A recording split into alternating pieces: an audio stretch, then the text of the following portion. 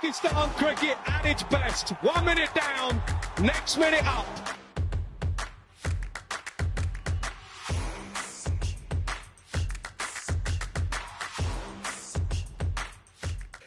Thanks very much, everybody, for joining me once again. Delighted to be joined by esteemed journalist, renowned commentator, and one of the top commentators on West Indies cricket, radio journalist. He's done TV commentary, radio commentary all around the world. The one and only Fazeer Mohammed. Fazeer, assalamu alaikum. Hope you're well. Wa alaikum assalam. I'm well, and good to be back on the show with you. Fazeer, before the series started between Pakistan and West Indies, there was a little bit of controversy regarding Alzarri Joseph. So before we come to the series, we'll just talk about that, because there were conflicting reports on what actually happened. Some were saying that Alzarri refused to play, and others were saying there was fitness issues. Could you just clarify what happened?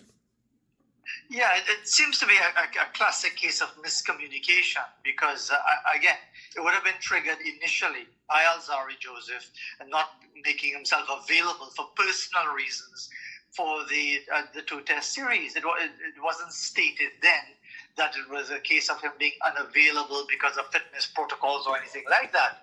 And because of that, it prompted the coach, Darren Sammy, to say at a media conference leading up to the test series that he couldn't understand how someone who was on a retainer contract could make himself available.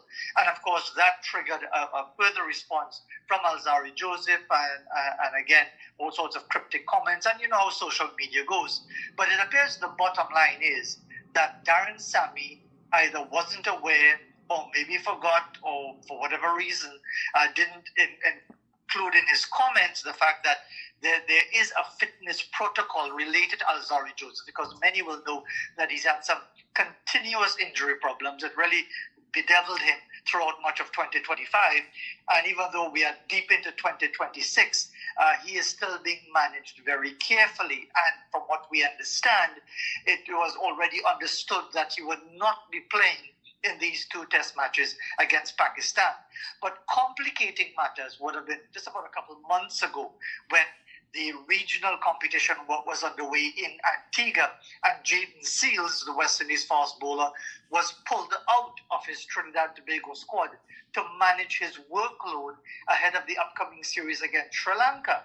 But at the same time, Alzarri Joseph was playing T20 cricket in the PSL.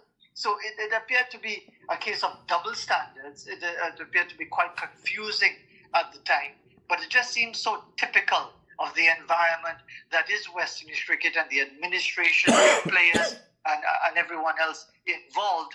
But bottom line is that yes, it seemed to be a real issue, but apparently it was known that he would not have been available for the two test matches against Pakistan to manage his workload.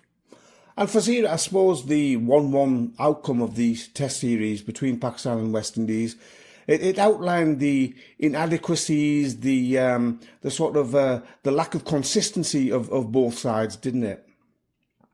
Indeed it did. It also showed the lack of consistency in my own predictions, because one, I said that rain would be a factor, and it probably will be 1-0 for the West Indies, because rain would intervene significantly in one of those test matches.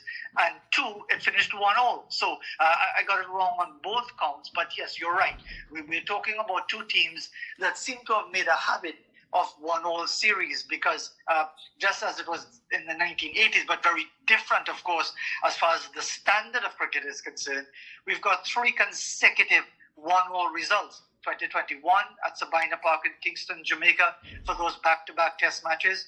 1-0 last year, January in Multan, and now 1-0 again here in Trinidad and Tobago. But the huge difference, of course, compared to the 1980s to the present time, is the fact that the standard of cricket is nowhere near what it was then. And yes, you're right, it does reflect the infuriating inconsistencies from both teams. In terms of individual performances, who were the standouts for West Indies, in your opinion, Fazeer? Certainly the star would have been Justin Greaves. When you look at his overall value, to a West Indies team. He was first called in to the squad for the tour of Australia end of 2013 into 2014 and showed his worth.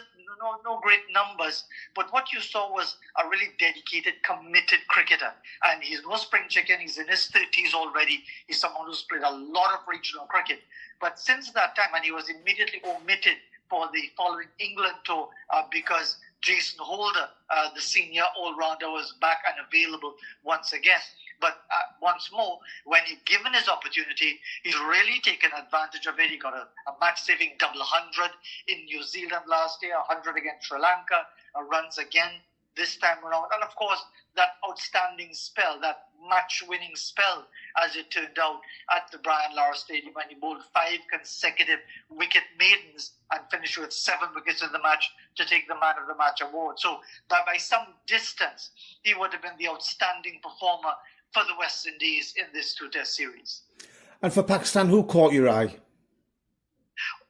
Babar Azam, of course, because clearly, I think once Babar is in tune with his game, once he's comfortable, just watching him bat, even the 50th not out in the defeat showed someone who was very much at ease at the crease, and we saw that in the second test match as well, except that he seemed to be so preoccupied with getting a first test century for such a long time that he effectively ran himself out. But also Abdullah Shafiq, and again it begs the question as to how someone of the caliber and the clear quality of an Abdullah Shafiq couldn't even be in the touring party initially for these 2 matches, and that is something for the Pakistan selectors to answer. But overall, I think Abdullah Shafiq, Babar Azam was a proven quality, and from the bowling side, you saw the real effort from Muhammad Ali, the fast medium bowler. He's not express pace, and it's a surprise to me that in a country that is so passionate about the game, you're not seeing the genuine quick bowlers in the Pakistani lineup at this time. But credit to Muhammad Ali for the way he took on the challenge on pitches that really weren't tailor-made for his style of bowling. And in terms of, you mentioned about the pitches, do you think the pitches are playing a part in sort of the type of cricket that we're seeing in the Caribbean, Fazeer, and that's having a knock-on effect to the fans not coming through the turnstiles? It's absolutely affecting the quality of the cricket, because no one is saying that you need to have an absolute green top or one that's got tremendous pace and bounce, because that has never been the nature of Caribbean pitches. There seems to be this fallacy surge over the many years because of the great era of fast bowlers in the 70s, the 80s, and up almost to the year 2000, that West Indies have always had these fast, bouncy pitches. Well, that has never been the case. Maybe occasionally Sabina Park, Kensington Oval, but now what we have is that rather than just being placid, they're slow, they're low, they're dusty, they're turning square. They're not really conducive to attractive cricket. And whether or not that is making a difference as far as attendance is, I would say no. Because for those who would have been following West Indies cricket over many years, not just fairly recently, they would have recognized that test match attendances have been dwindling significantally over the past 20 years. And I think the major factor is the West Indies performances. Fans really, at a time when they've got limited revenues, and in many cases economies are finding it difficult in this part of the world to spend money to watch cricket that isn't of a particularly high standard, that isn't particularly exciting, that drags along, is something that isn't very attractive. And just to add to that, in the lead up to the Queen's Park Oval Test match, there were long lines around the ground for people buying tickets. And people might have been deluded to say, well, okay, this is something new, that fans are actually lining up to pay for tickets to come in for a test match. Actually, they were lining up to buy tickets for the CPL, the Caribbean Premier League, which starts on Friday. So that gave you the perfect reality in international cricket or cricket in general in the Caribbean, where fans aren't really drawn towards test cricket anymore. In fact, they almost turned away from it. And they will do anything, certainly with their limited resources, to watch T20 cricket, and in this case, CPL. And finally, Fazeer, as we said, 1-1 test series, 2 evenly matched teams. We mentioned about strengths and some of the weaknesses of both sides. What can both teams take from this series? Well, taking it from the Pakistan side first, I think even while there will be enormous satisfaction with the victory, I don't think that justifies the dropping of Muhammad Abbas, because surely his experience, his know-how, everything else, he would have done as effective a job, probably even more effective than the two fast bowlers who were selected. No discredit to Ubaid and Muhammad Ali, and indeed the inclusion of a specialist spinner, another specialist spinner in Sajid Khan. But I think Pakistan, for a country of its size and its raw passion for the game, should be nowhere near the bottom of the table in Test match cricket. So yes, you take a positive from a Test match victory and from a one-all draw.